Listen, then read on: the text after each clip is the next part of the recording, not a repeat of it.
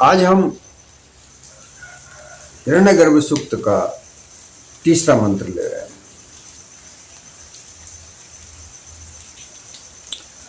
इस मंत्र को हम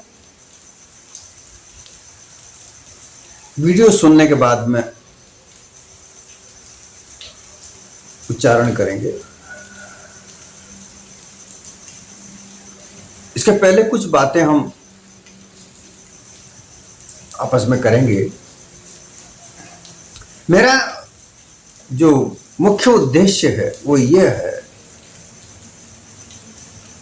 संस्कृत ग्रंथ में जो श्लोक महापुरुषों ने लिखे हैं उन्हें श्लोक कहा जाता है। जैसे हम हिंदी के संतों ने जो चीजें लिखी उन्हें साखी कहते हैं या पद कहते हैं, रेखता कहते हैं, दोहा कहते हैं। इसी तरीके से संस्कृत में भी छंदों का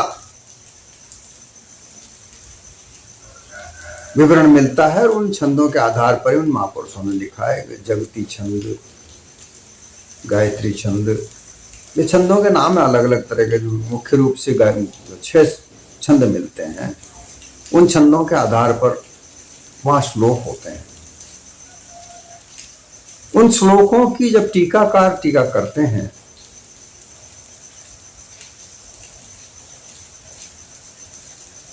जब हिंदी में वो रूपांतरण करते हैं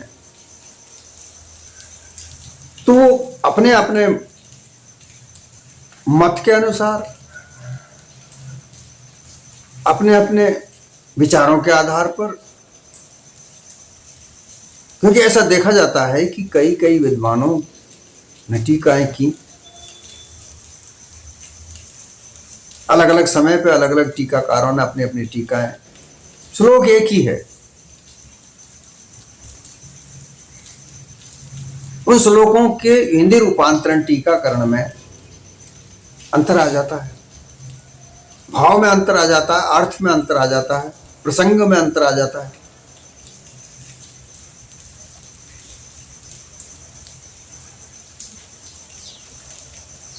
वेदों की सबसे पहले जो टीकाकार हुए वो सायण हुए। उसके बाद में दयानंद सरस्वती ने जब टीका की तो सायण की बुराइयां की, गालियां दी। इसी प्रकार से ब्रह्मसूत्र नाम की जो पुस्तक थी उसके टीकाकार की शंकराचार्य ने अलग तरीके से की, उन्होंने अपना सिद्धांत प्रतिपादित कर दिया। रामानुजाचार्य ने अपने तरह से उसकी टीकाकार बने, तो उन्होंने अपने तरह से वो सिद्धांत विशिष्ट अद्वैत करके कर दिया। 5 प्रकार के सिद्धांत उस एक ही ग्रंथ के आधार पर आए, जिनमें अलग अलग विचारधाराएं बनी, एक मत वहां नहीं है। इसी तरह से गीता के श्लोक का जब टीकाकार किया गया, गीता में से कई श्लोक गायब हो गए, नए श्लोक जोड़ दिए। ये जो चीजें हैं ये वो कौन देख सकते हैं? हर व्यक्ति तो देख नहीं सकता, साधारणतः गृहस्थी तो देख नहीं सकता, क्योंकि उसे तो जो किताब पढ़नी है उसे तो पढ़ने का एक श्रद्धा है, वो पढ़ता है। और उसी में जिस गुरु के शरण में वो रहता है, जिस गुरु के आदान प्रदान से वो चलता है, उसी के आधार पर उन शब्दों को वो मानता है।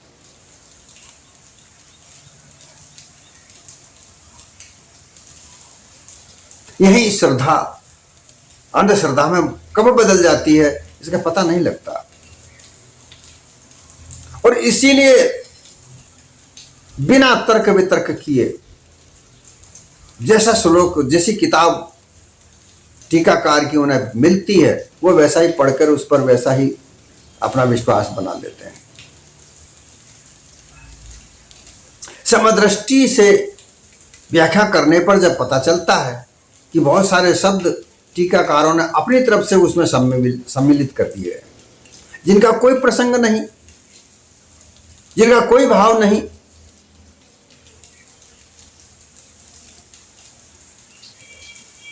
यहां इन चीजों को लेकर के भर्तहरि जो 7वीं शताब्दी में हुए, उज्जैन के राजा थे,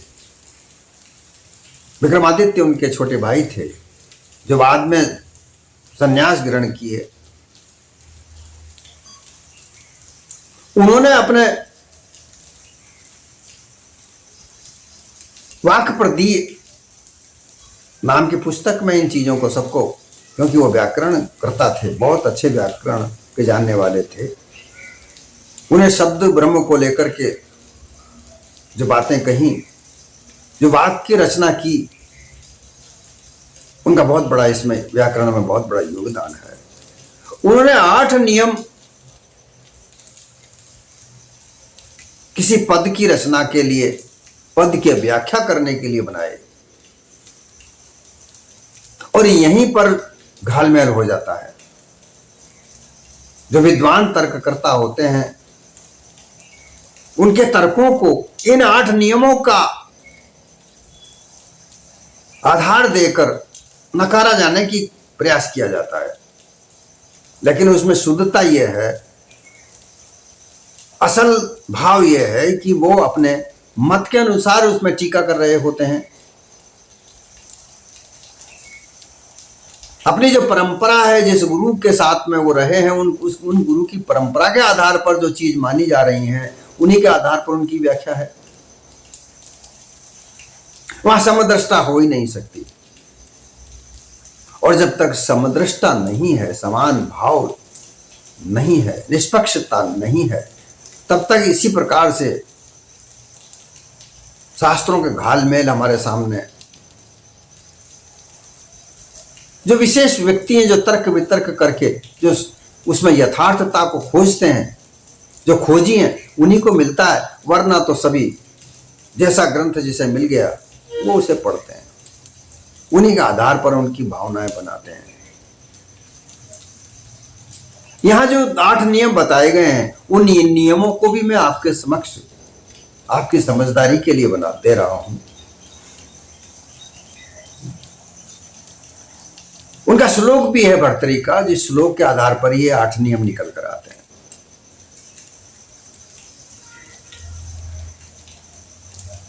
संसर्ग विप्रयोगश्च अविरोध अर्थ प्रकरण लिंग अन्य शब्द का सामीप्य, ये 8 प्रकार की चीजें उन्होंने लिखी है। संसर्ग का अर्थ होता है संयोग, प्रेम या श्रद्धा। आ गई वही बात कि जिस मत के अनुसार चल रहे हो, उसमें श्रद्धा के आधार पर ही तुम उन श्लोकों को देखोगे। दूसरे किसी मत में उस श्लोक का अर्थ क्या है, उस पर आप ध्यान नहीं दोगे। तुम्हारा प्रेम तुम्हारे जिस गुरु के साथ में तुम्हारा संबंध है, उसी के आधार पर बनेगा। संयोग भी वही है कि तुम संयोग से किस गुरु से जुड़े हुए हो। संयोग यह है कि किस टीकाकार ने तुम्हारी पुस्तक है, किस टीकाकार की तुम्हारे पास पुस्तक है। दूसरा आता है विप्र योगश्च का अर्थ होता है जुड़ाव या लगाव। किस चीज को वहां से हटाना है और किस चीज को वहां जोड़ना है। यह भी वही लागू होता है कि आप किस संप्रदाय से जुड़े हुए हो, उस संप्रदाय के अनुसार ही तुम वहां पर उस शब्द को जोड़ोगे, और अन्य शब्द कोई आ गया है तो उसे तुम हटाने का प्रयास करोगे।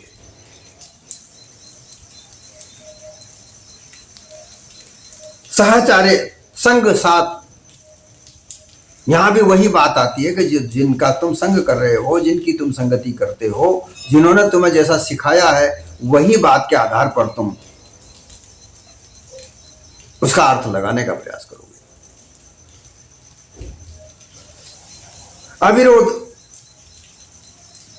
अविरोध का तात्पर्य होता है अनुकूलता, जहां कोई विरोध नहीं, तुम्हारा कोई विरोध करने वाला नहीं है। कोई भी शब्द तुमने जोड़ दिया, सभी ने मान लिया हाँ हाँ ऐसा ही होना चाहिए, क्योंकि वो एक ही मत के लोग हो।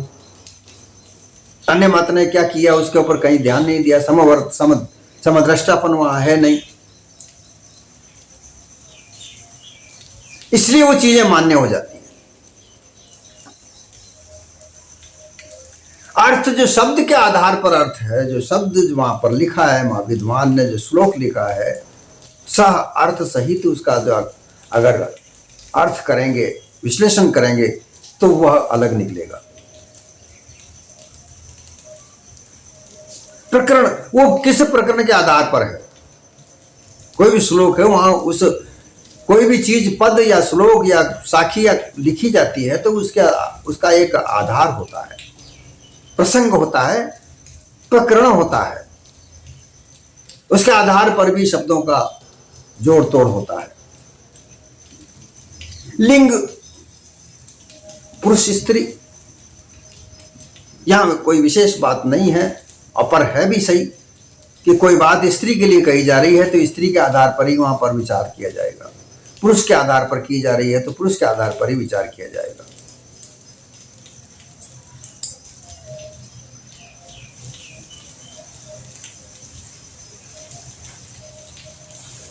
ये 8 नियम शब्दों की व्याख्या या शब्द लेखन अर्थात पद या श्लोक या साखी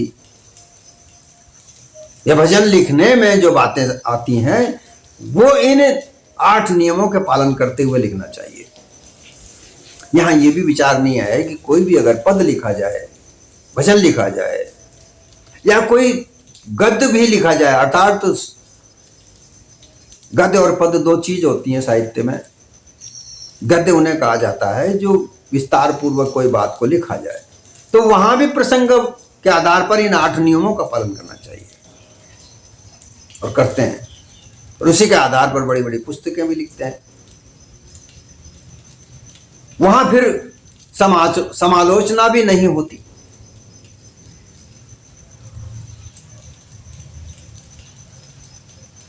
मैं ये बातें इसलिए कह रहा हूं आप लोगों से कि ये चीजें उन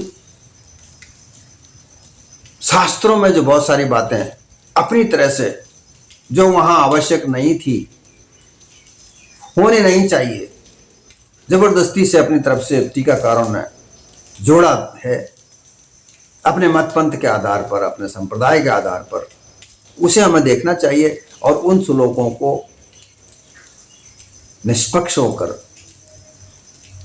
जांच परख कर उसका अर्थ समझना चाहिए। इसलिए मैं इस चीज को यहां पर कह रहा हूं। मेरा तात्पर्य किसी भी मतवाद का या सिद्धांत का विरोध करना नहीं है, लेकिन सत्य यथार्थ ज्ञान सामने आए, सत्य यथार्थ विचार सामने आए, तभी मानव जीवन का कल्याण है, अन्यथा नहीं हो सकता। मेरा यही प्रयास है।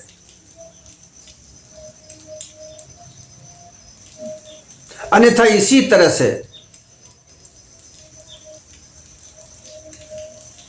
भाव बदलते बदलते बदलते बदलते कहां का कहां चला गया है, आज तुम भी देख सकते हो, आप सभी देख सकते हो कि भाव कहां से कहां बदल गया है।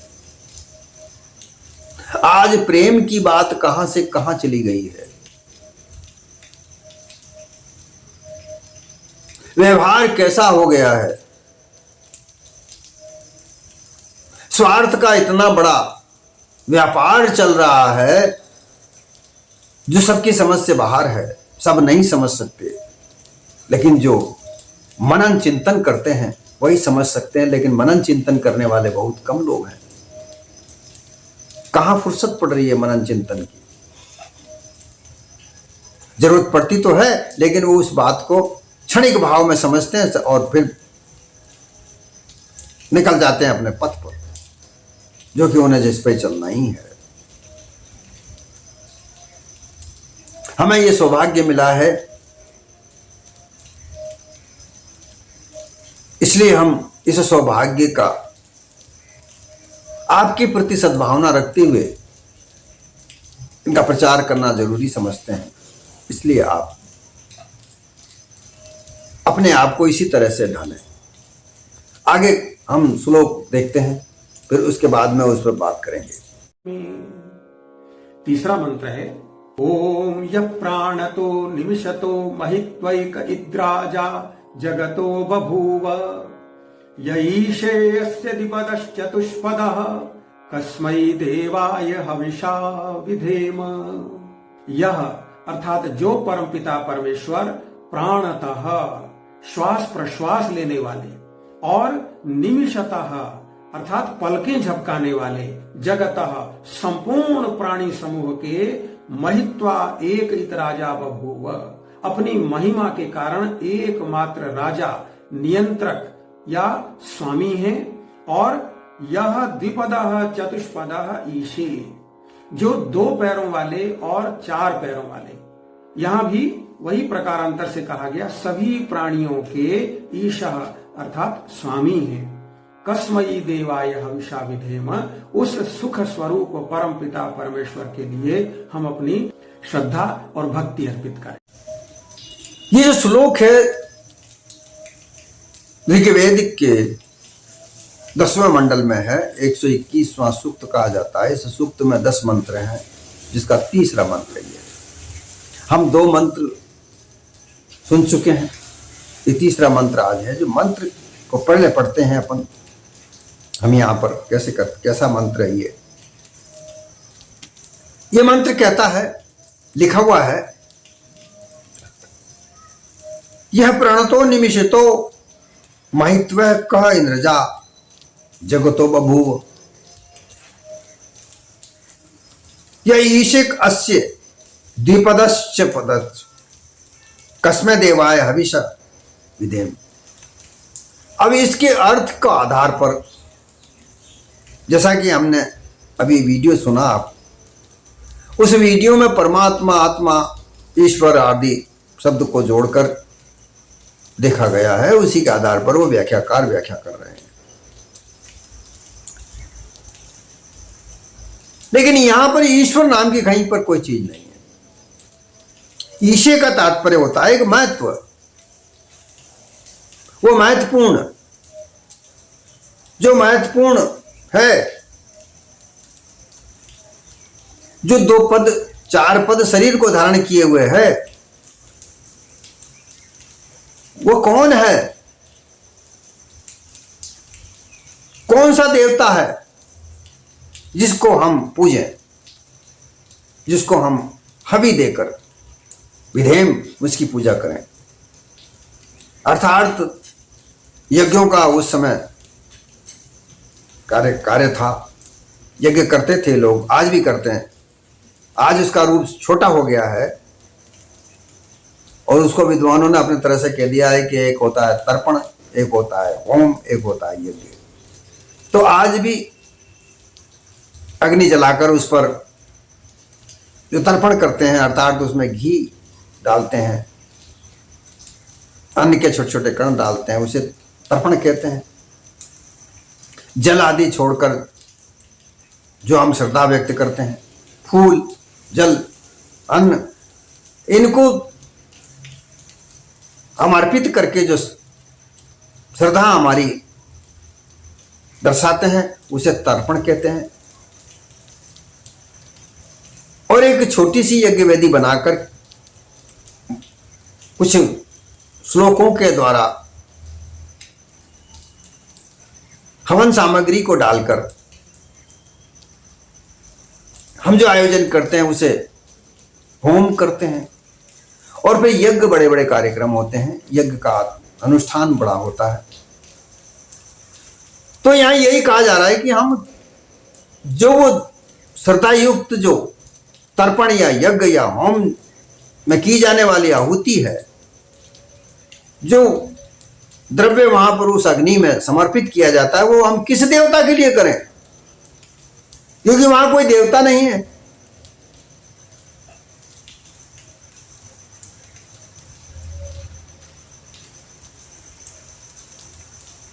वहां के जो ऋषि थे, उन्होंने इस बात को समझा, चिंतन किया, कौन है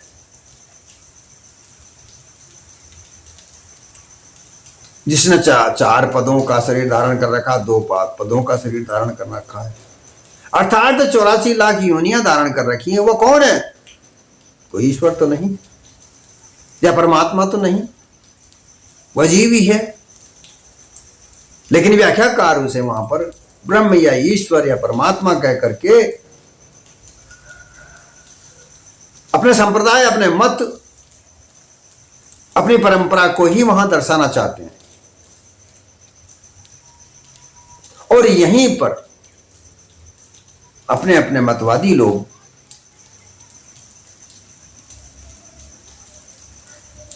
आपस में अपने अपने प्रारूप बना बनाकर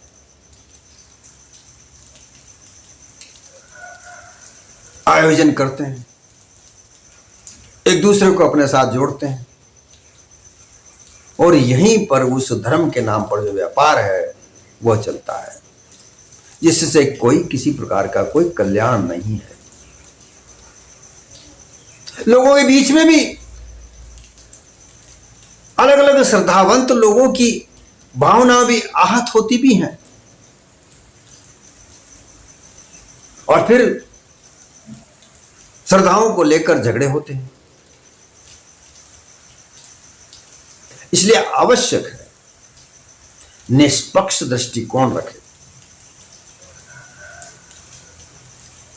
बार बार हमारा यही प्रयास है कि निष्पक्ष दृष्टिकोण समदृष्टा होकर उनका अर्थ जानने का प्रयास करें, स्वयं देखे।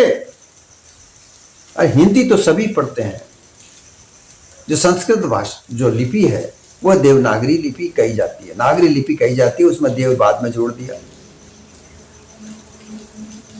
उसके शब्द तो हमें सभी जानते हैं, उसमें ये तो देखो कि ईश्वर कहां है, ब्रह्म कहां है। जो ब्रह्मवादी विचारधारा के शास्त्र हैं और जो ब्रह्म को लेकर ही श्लोक लिखे गए हैं, वहां तो ब्रह्म जरूर अवश्य मिलेगा। जो ईश्वरवादी, क्योंकि जैसे गीता है, गीता में सारे श्लोक मिल जाएंगे, ईश्वरवादी श्लोक, ब्रह्मवादी श्लोक, आत्मावादी श्लोक सब मिल जाएंगे। तो जहां जिस संदर्भ में जो शब्द आ रहा है वहां पर ठीक है, परंतु जहां जो संदर्भ ही नहीं है, प्रकरण ही नहीं है, और वहां उस जगह जबरदस्ती से ब्रह्म लगा दिया जाए, ईश्वर जोड़ दिया जाए, तो उस विचारधारा एक संप्रदाय से जुड़ेगी, वो वहीं पर जाकर टकराएगी कि हाँ वो ब्रह्मवादी लोग सही कह रहे हैं, सर्वत्र ब्रह्म ही है।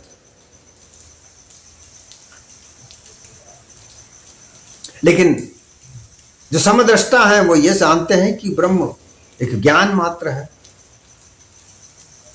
वो ज्ञान किसको हो रहा है, कौन जानना चाह रहा है, कौन जना रहा है, ये विचार करने की चीज है कि जो ब्रह्म ज्ञान है, जो ब्रह्म विद्या है,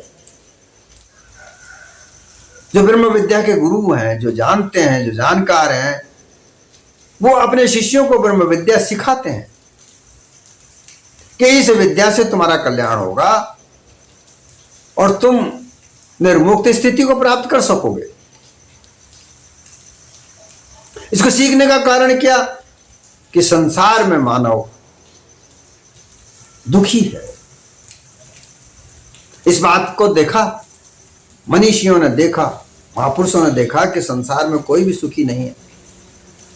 कोई धन के लिए दुखी है तो कोई धन से दुखी है, कोई परिवार के लिए दुखी है तो कोई परिवार के कारण दुखी है, कोई ऊंचे पद के लिए दुखी है तो कोई ऊंचे पद से दुखी है,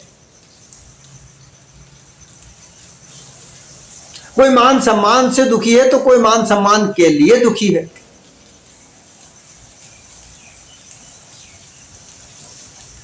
सर्वत्र दुख ही दुख है, भोग से, रोग से, योग से, सभी से दुखी है। तो ये सुख कहां मिलेगा, परम सुख क्या है? इसके लिए लोगों ने, जो मनीषियों ने, हमारे संतों ने जो रास्ता बताया कि भाई शांत, परम शांत रहने का, संतोष धन है। कई संतों ने कहा गया कि तन धन गज धन बाज धन और रतन धन खान, जब आवे संतोष धन तब सब धन धूरी समान।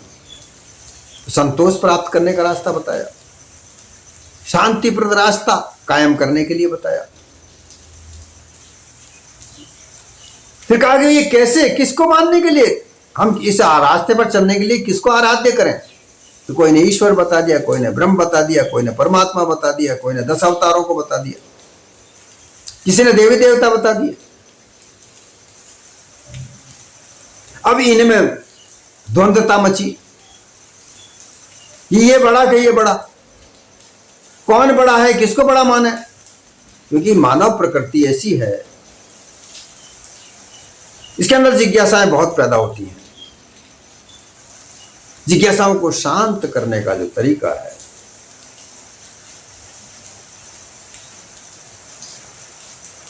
वही समभाव स्थिति को पैदा करना होता है। और जब तक समभाव स्थिति नहीं पैदा होती तब तक मत पंथ के द्वंद्व में फंसे रहोगे, और फिर जो तुम मुक्ति की स्थिति चाहते हो वो प्राप्त नहीं हो सकती। आप अपने अपने धर्म में रहो, अपने अपने संप्रदाय में रहो। हम ये नहीं कहना चाहते कि वहां मत रहो, वहां मत रहो, पर कम से कम अपनी दृष्टि को समभाव तो बनाओ। समभाव बनाए बगैर यथार्थता को प्राप्त नहीं कर सकते।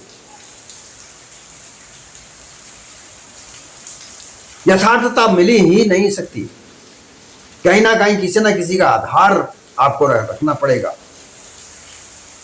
अगर आप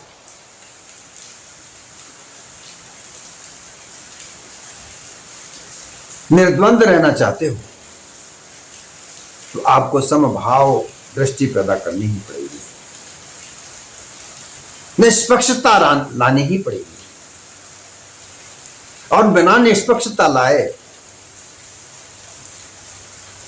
सही तरीके से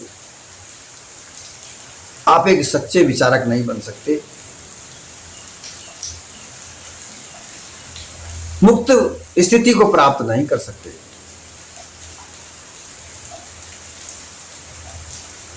जिस तरह से घड़ी 12 बजने के बाद में फिर वापस शून्य से स्टार्ट होती है, जब 12 बज जाता है तो फिर वो 13 नहीं बजाती। या फिर अगर 24 घंटे वाली घड़ी को अगर हम देखते हैं तो रात्रि के 12 बजे जो 24 अवश्य बजाती है, लेकिन 24 के बाद में वो 25 नहीं बजाती, वो वहां 0 आ जाता है। वो 0 से वहां पर जब तक 1 सेकंड नहीं होता तब तक वो 1 सेकंड भी नहीं बताती।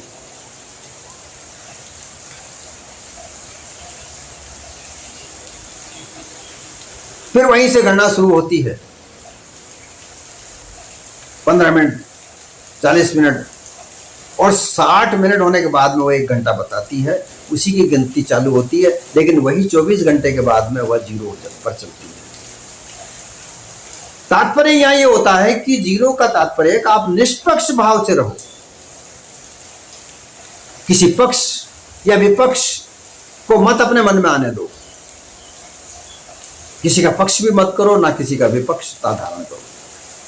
समभाव, कहीं भी जो चीज मिल जाए। जिस तरह से सोना अगर अपावन जगह पर पड़ जाता है, गिर जाता है किसी कारण से, तो अब उस सोने को नहीं त्यागा जाता।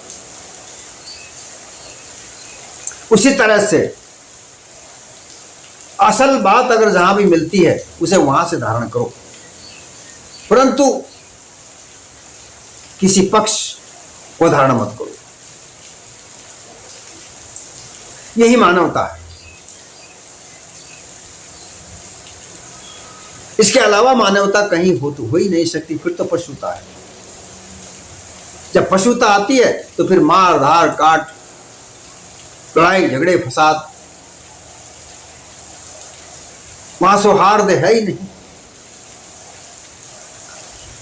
सामुदायिक दंगे वहां उत्पन्न होंगे ही सही। इसलिए समभाव दृष्टि अपनाना आवश्यक है। आज के श्लोक का यही तात्पर्य है।